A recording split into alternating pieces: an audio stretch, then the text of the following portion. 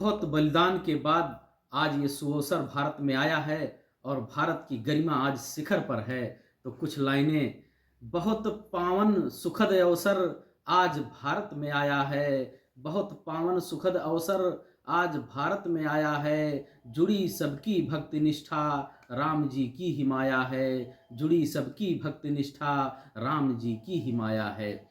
बहुत पावन सुखद अवसर बड़े दिन बाद आया है। बहुत पावन सुखद अवसर बड़े दिन बाद आया है। और निमंत्रण मिल रहा घर घर, निमंत्रण मिल रहा घर घर, अवध में उत्सव छाया है। निमंत्रण मिल रहा घर घर, अवध में उत्सव छाया है।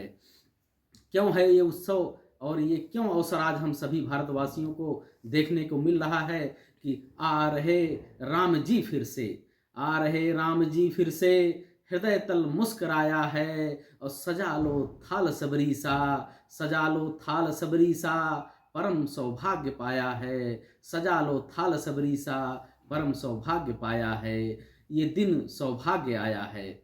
राष्ट्र गौरव शिखर पर है, राष्ट्र गौरव शिखर पर है। सभी के मन को भाया है। चकित है विश्व, चकित है विश्व, भारत में राम युग फिर से आया है। चकित है विश्व, भारत में राम युग फिर से आया है। और बहुत पावन सुखद अवसर आज भारत में आया है। तो इसलिए सभी अपनी भक्ति निष्ठा को अवध में लगाइए और आनंद में विभोर होइए। जय श्री राम।